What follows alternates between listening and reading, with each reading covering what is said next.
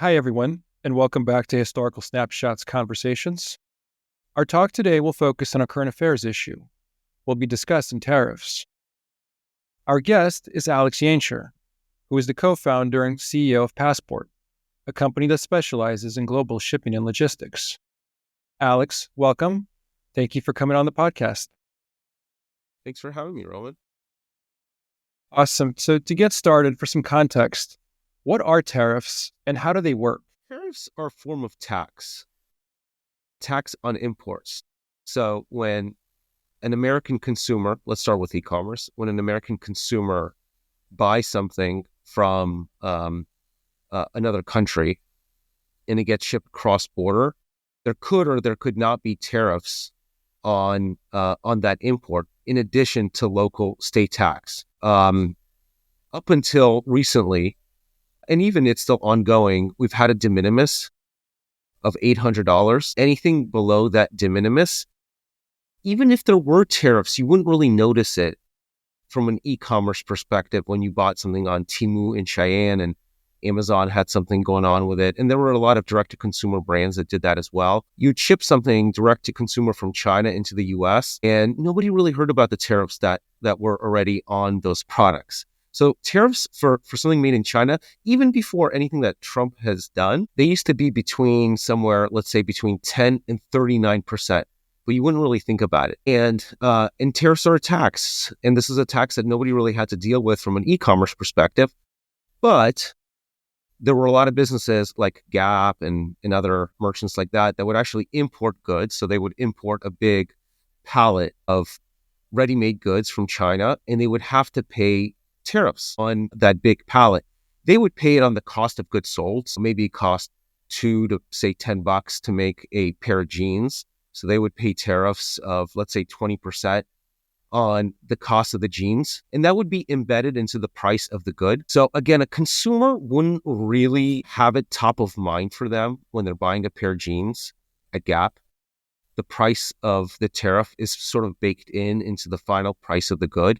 Unlike state tax, you're used to seeing that broken out as a separate item. It's also a type of tax, but this is a tax specifically on imported goods. You used this word de minimis. What exactly does that mean? Yeah, it's this interesting number.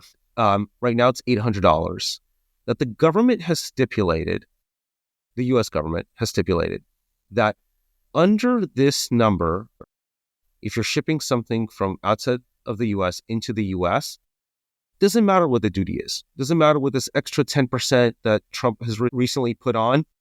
It's going to go in duty-free. It's a de minimis. Everything below this number goes in duty-free. Anything above, different ballgame. You have to pay whatever the stipulated duty is. And really, every single country has, I don't know about necessarily every single country, but most countries have a de minimis. The reason that they have de minimis is actually really interesting. It's that it's more expensive for a country's customs authority to charge and collect a duty if the value of the good is so cheap. Like imagine you're just shipping something that's like a letter, it costs $1, it's going to cost the government more money to collect that. The duty on a paper is 20%, so 20 cents. It's going to cost more money for the government to collect the duty on that shipment than the actual duty amount that they're getting. Okay. So that was the original point of the de minimis, is that there's so much stuff being shipped between friends, between relatives, that doesn't really have a value, or if it does, it's really small. It's more sentimental value. It does have a value, like a stuffed animal. What has a value? $7, and it costs more money for a government to collect the duty and tax. So they kind of said, let's have a de minimis.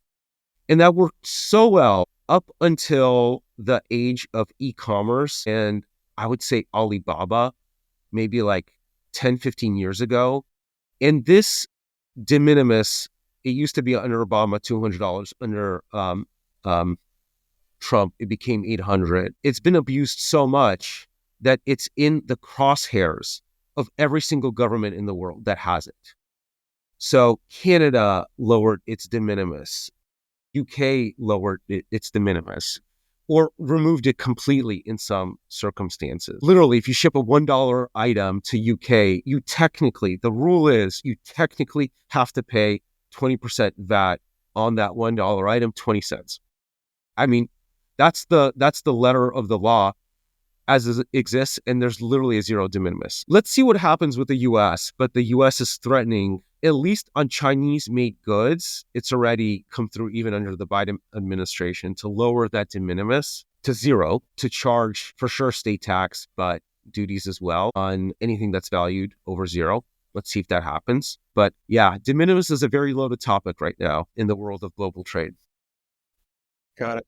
That is interesting. So there seems to have been a flurry of tariff-related activities in the past few weeks or since President Trump took over. Where are we today? Yeah, let's break it down by country because it's a slightly different story depending on where we're talking. China, I would say, has been in Trump's crosshairs, and really not even Trump. This is like, it goes to Biden's administration for sure, and Trump won. Maybe that's what kicked it all off. But Biden didn't lower any of the additional tariffs that Trump put on. So this is a kind of a bipartisan crosshairs on China. So let's start with China. That's the only tariff, ironically, that's also has stuck. So he's threatened a lot of tariffs, but one specific one, which was 10% increase on China, that's the only thing that's different now than what we had pre-Trump inauguration. The only thing that's really happened, other than bluster and threats, is 10% incremental new tariffs on Chinese-made goods. The duty de minimis is still intact. The 25% threatened tariffs on Canada and Mexico haven't happened. Let's move on from China. So Canada and Mexico, just mentioned, he threatened 25% tariffs. It looked like it was going to go out, be actually implemented, but it wasn't. And now it doesn't look like it's going to end up happening, and that this is more of just, a negotiating tactic to get certain concessions from those two countries. So that's what we've got today for Canada and Mexico. Then there's rest of world, and I would bucket rest of world along with Canada and Mexico, actually, into this other category, which is like for like retaliatory tariffs. What does that mean? So Trump, as a blanket statement, announced last week that we're going to view whatever tariffs another country has on us, we're going to view that and match it like for like. And this is a fairness thing, and it's just like a blanket approach. So he's not going to do something special for India or make any India-related executive orders. India falls under this principle of they have 50% tariffs on our goods on this category. We're going to have, this is my read on it, it's simple, but it's good that it's simple. Like, I think that to a certain extent, this is what I think he wanted to come through. It's just like the broader principle here. So nobody's questioning, what are we going to do with India steel? It doesn't matter. What is India doing with us for steel? That's how you would answer that question. So India has, I actually don't know how much they have, but if they have 50% tariffs on our steel related products, they could assume that we're going to get, I don't know when this is going to go into effect, but they're going to assume that we're going to put 50% tariffs on their goods. If they have zero on ours, we're going to have zero on theirs. Some open questions. There have been some other things that also came out of that. One was a really interesting one, which honestly came out of left field, and I don't really even know what to make of it yet. Let's see what happens, like in the devil's in the details in what happens here. But he mentioned that he's going to view that, which is like every country has a sales tax like we do.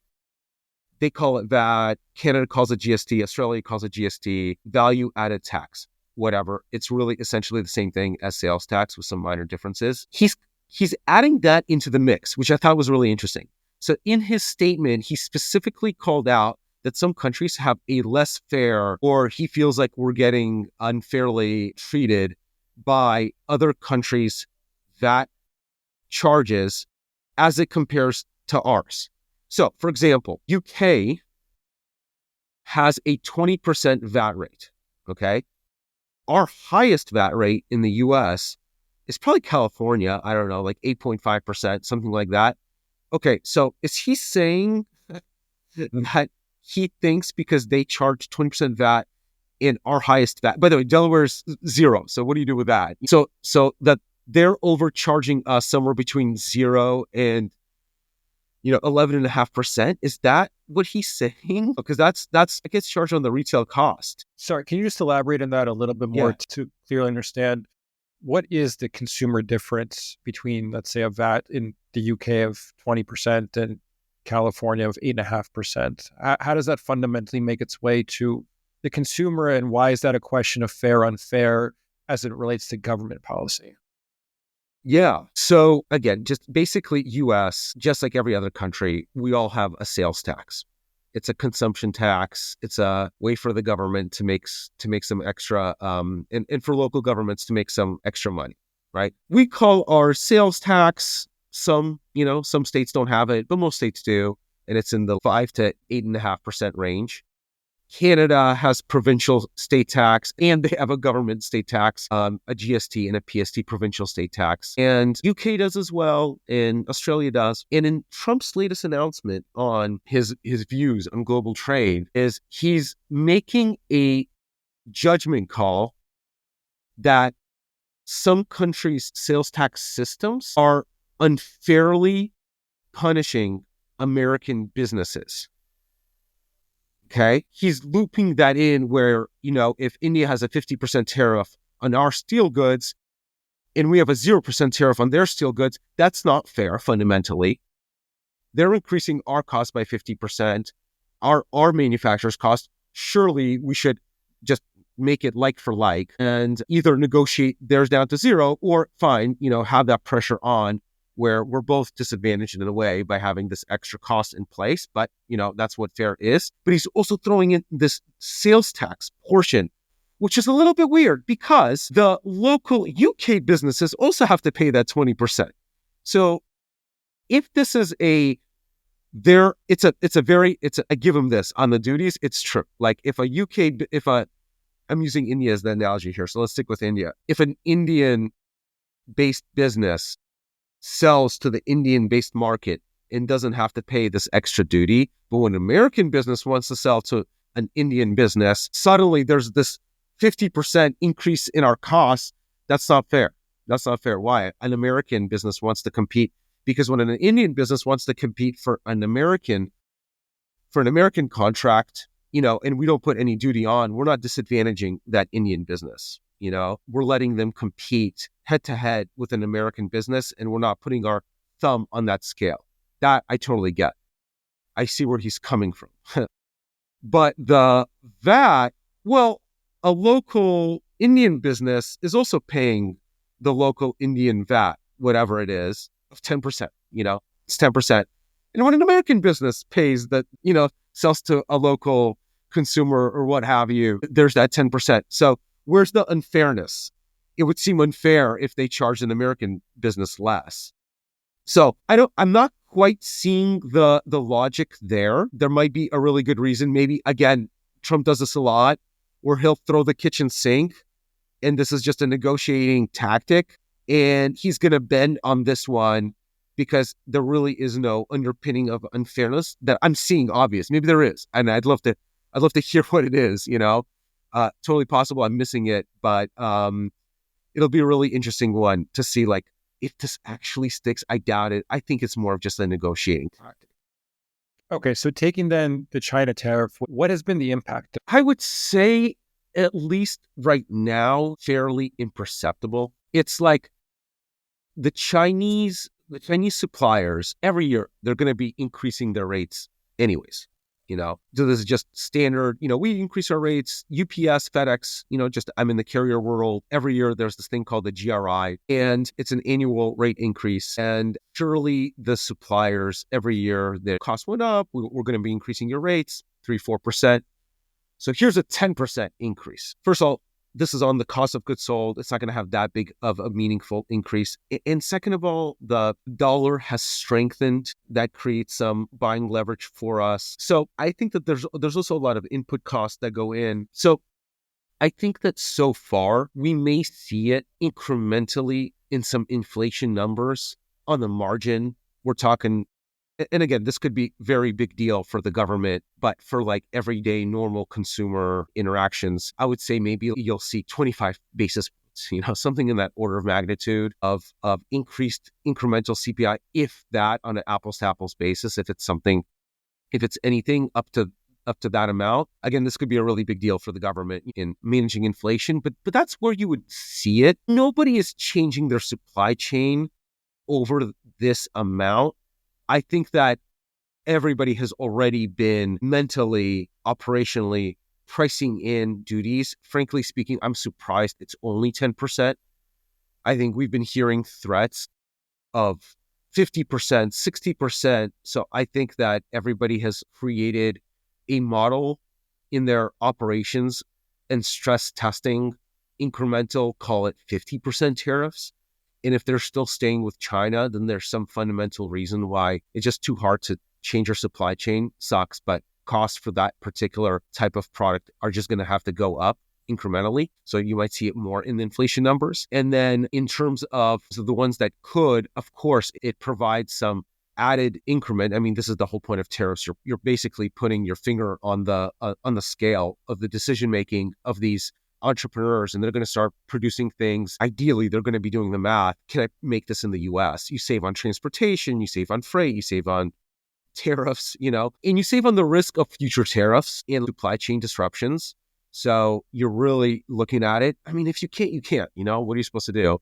But you're also definitely looking, okay, let me try Vietnam. Let me try a country that has historically had good free trade agreements with the US, like a Canada and Mexico. In spite of the recent 25% talk, I think that the fundamental first principle math is free trade in the North American hemisphere. It just benefits everybody. And that's where we're all ultimately going to fall.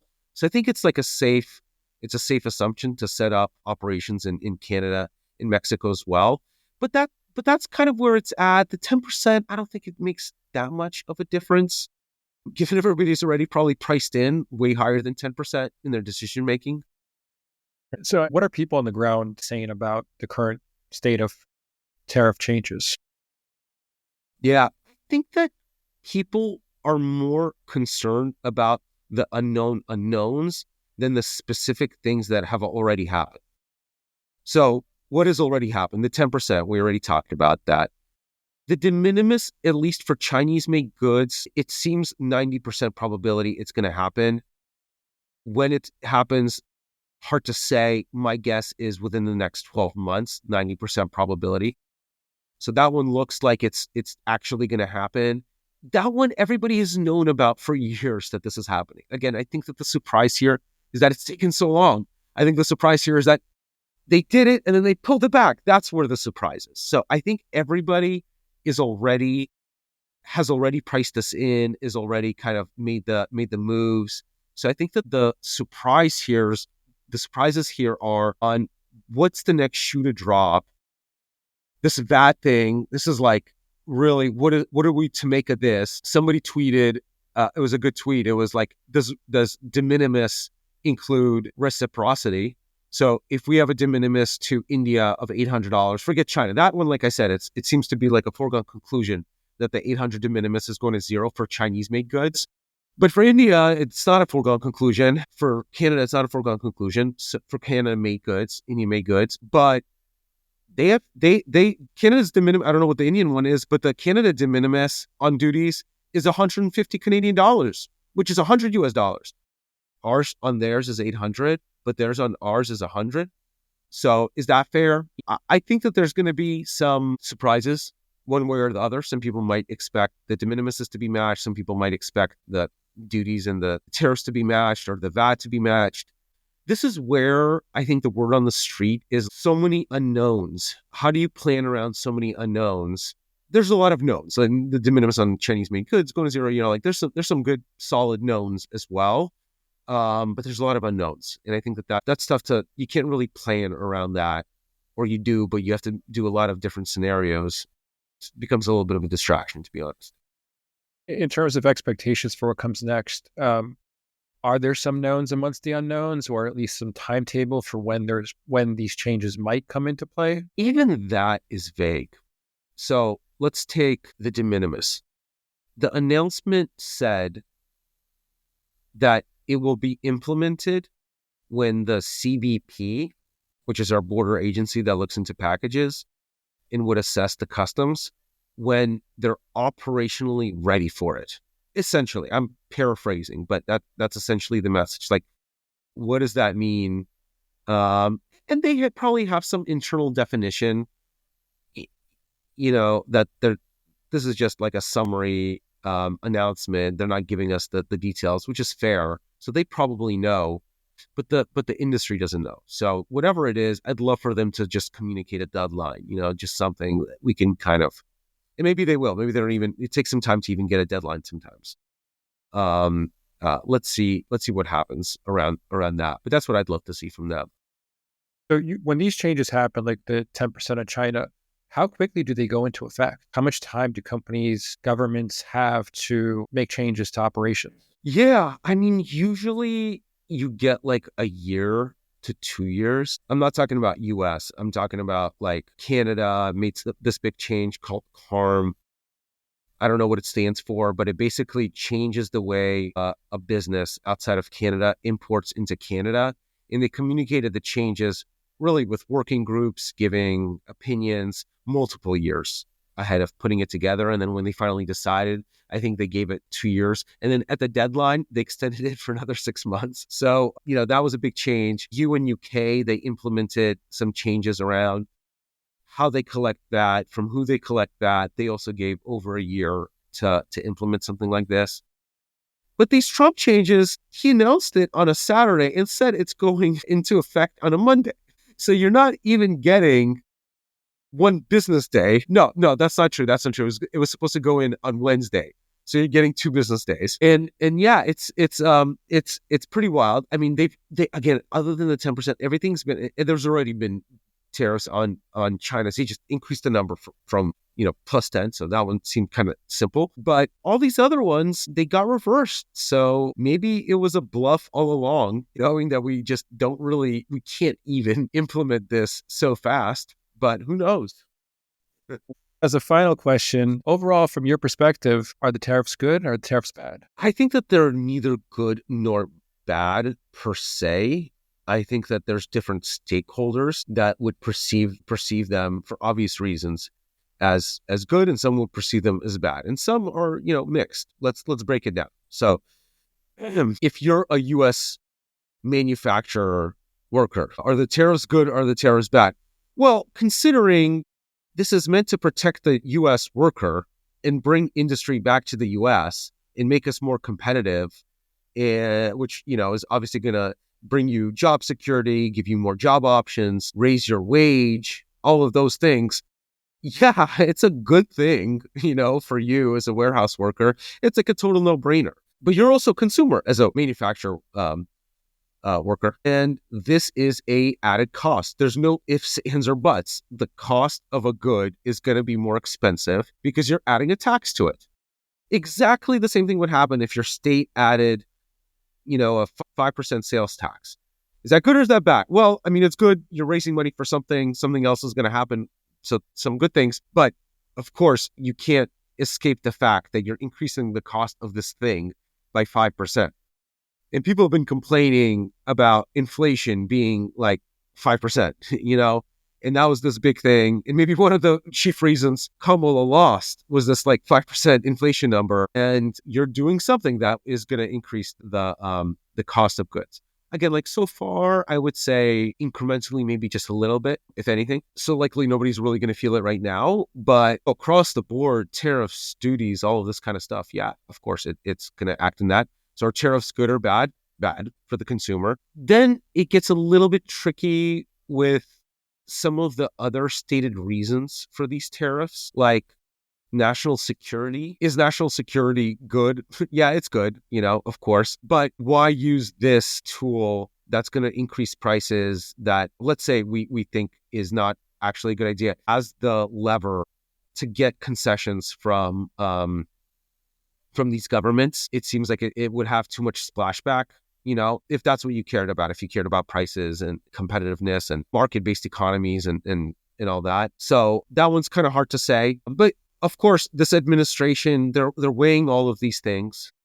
And of course, the increase of costs would be viewed as a con. But when they're making that tally, there's pros. There's obviously pros to certain stakeholders that that's their base. That's the Trump administration's base. They've been pretty consistent about it. I think Trump, unsurprisingly, supported the dock workers, union when that went down last year. Maybe a little bit untraditional for a Republican candidate, but he's always said that he's for the American worker and the American industry. And you couple it with some of these other benefits, like using it as a negotiating lever for some national security initiatives. And the last thing I would say is there is this concept of fairness in trade, fair trade agreements. There is such a thing. And I could see the administration, I could make a steelman argument for the administration looking at our trade deficit, meaning we buy way more from them than they buy from us on a country by country basis. And looking at why is that? Is it because our products suck? We don't make it. We don't do a good job. They don't like our stuff. And then digging in and going, oh, it's because they have 100% tariff on our goods.